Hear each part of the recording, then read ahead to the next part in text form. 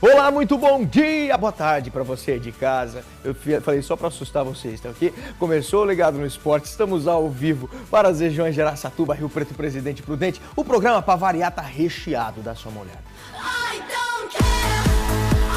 O uruguaio Luis Soares, do Liverpool, encobre o goleiro, marca este golaço e cai aqui na nossa lista com as pinturas do final de semana. Repilou, bobeou, levou, molhou, caiu aqui no nosso quadro de pataquadas com os micos do esporte em todo o mundo. Ele é natural de Bento de Abreu, atual volante do Flamengo. Neste final de ano veio aqui para a região. E o Ligado no Esporte aproveita para contar a história de Diego Silva com detalhes para você. O Ligado no Esporte começou. Pois é, e a gente começa falando, né, que o Campeonato Brasileiro, todo mundo sabe, teve aquela reviravolta total. A Portuguesa foi punida com a perda de 4 pontos no julgamento do Superior Tribunal de Justiça Desportiva pela escalação irregular do jogador Everton na última rodada do torneio. Então, com esse resultado, né, a equipe paulista foi rebaixada e o Fluminense conseguiu se salvar, permanecendo aí na elite do futebol brasileiro. Esse julgamento ficou conhecido aí como a 39ª rodada. Olha só. A porta do prédio da Justiça Desportiva no Rio de Janeiro nunca tinha ficado assim, tão cheia. Torcedores da Portuguesa de um lado e do Fluminense de outro. A maior expectativa era o julgamento do caso Everton. A Lusa escalou irregularmente o meia na partida contra o Grêmio na última rodada do Brasileirão. O jogador estava suspenso, mas mesmo assim entrou em campo. É ridículo isso. Por quê? Porque dentro do campo o Fluminense não teve capacidade de jogar e ficar na primeira divisão. Quando foi anunciado que a Lusa estava rebaixada, as reações do lado de fora do prédio foram bastante diferentes. O advogado do time disse que a Lusa vai recorrer, mas não garantiu se vai apelar à Justiça Comum. E o bom senso, onde é que fica? Se você tiver que ficar com a lei ou a justiça, fique com a justiça. Um novo julgamento deve ser feito no dia 27. Enquanto isso, a tabela final do Brasileirão, que definiu os 4 rebaixados, fica assim, com a Portuguesa no lugar do Fluminense. Aí depois o pessoal fala, mas o time, a camisa não pesa. Pesa, todo mundo sabe. Se fosse o contrário, eles iam tirar os pontos do Fluminense, eu pergunto. Esta não foi a primeira vez que o Flu foi beneficiado pelo chamado tapetão. Em 96, depois de uma série de denúncias de fraudes em jogos do Campeonato Brasileiro, a CBF decidiu que naquele ano não haveria rebaixamento. Embora o time carioca tivesse ficado nas últimas colocações, em 97 jogou a Série A normalmente, mas acabou rebaixado de novo até chegar à 3ª divisão em 99. O tricolor carioca chegou a ser campeão da Série C, mas com a criação da Copa João Avelange, que substituiu o Brasileirão em 2000, o clube subiu diretamente para a 1ª divisão, sem passar pela Série B. Nesse! É primeira! Time grande não cai não!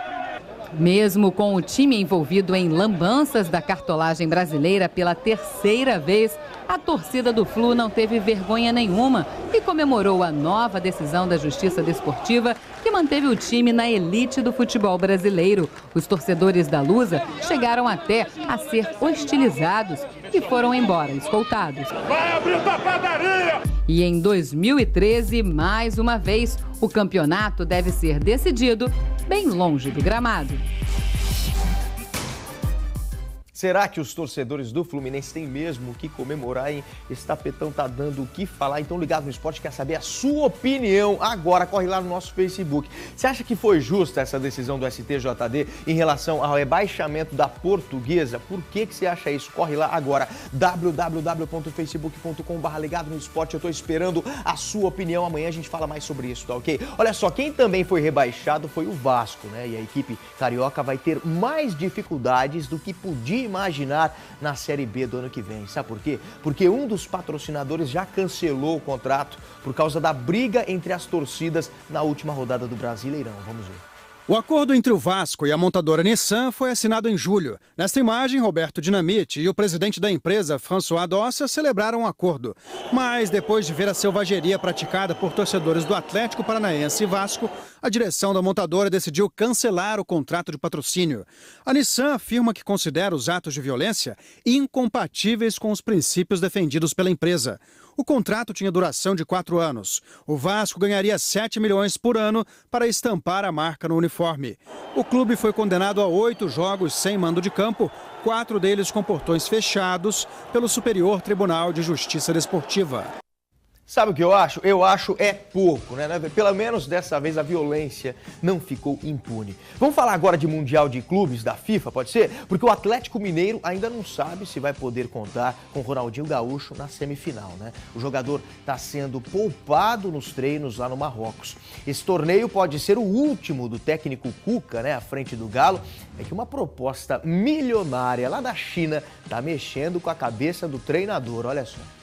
É norte da África, é inverno, é Marrocos e agora é também... Galo! Basta dar uma voltinha por Marrakech para ver 1, 2, dezenas das mais novas atrações da cidade.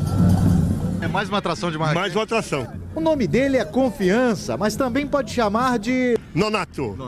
Sheikh Mohamed Nonato.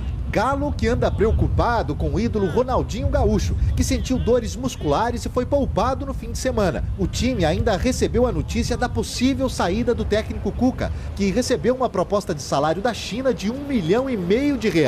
Se ele aceitar, os jogadores querem uma despedida de ouro. Que ele possa se despedir, no caso se ele for mesmo, com títulos. Na quarta-feira, em uma das semifinais, o representante das Américas enfrenta o Raja Casablanca, time da casa que eliminou o Monterrey do México. Muitos se falavam que o Monterrey seria nosso adversário, mas é uma equipe que o Raja é uma equipe que tem que se respeitar muito, que é uma equipe muito boa. E olha só como é o estádio onde será o jogo, todo azul, das cores do rival Cruzeiro. Na outra semifinal, o Bayern de Munique pega o Guangzhou da China. Os vencedores se enfrentam na decisão do próximo sábado. Na noite desta segunda-feira, pela primeira vez desde que o time chegou ao Marrocos, o técnico Cuca decidiu fazer um treinamento longe dos jornalistas, com os portões fechados. O time ainda volta a treinar nesta terça-feira para o jogo de quarta, contra o Raja Casablanca.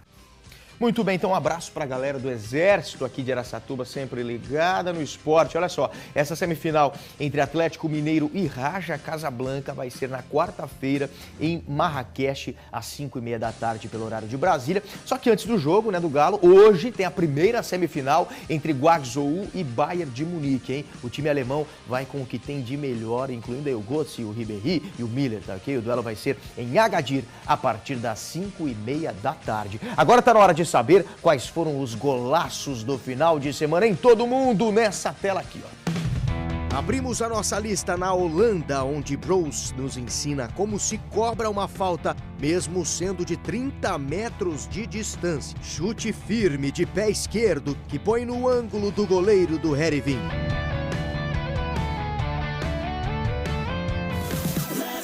Viajamos até o Oriente Médio no duelo entre Al-Khor e El Jaish. Placar de 0-0 até os 37 minutos, quando Muhammad Juma dispara firme de canhota e surpreende o goleirão no meio do gol. Essa pintura abre o placar para o Al-Khor e que golaço, hein? Deu pena do Tottenham neste final de semana. Jogando em casa no estádio White Hart Lane, a equipe foi simplesmente atropelada pelo Liverpool 5-0, com show do uruguaio Suárez, que já soma 17 gols em 12 partidas. Ele marca 2 vezes nesse jogo, um deles esta obra de arte. Passe em profundidade que o atacante encobre o goleiro com muita tranquilidade. Pé direito sutil para entrar aqui na nossa lista.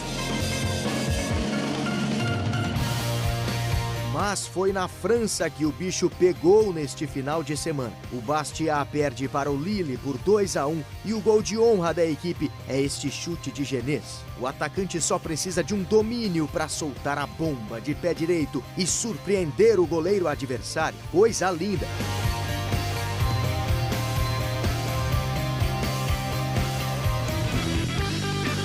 Ainda na França, o Lorient venceu fora de casa o Ajaccio. Quem contribuiu para esta vitória foi Aboubakar, com um espetáculo de gol. Lançamento para ele que dá um lençol no goleiro e toca de cabeça para o fundo da rede.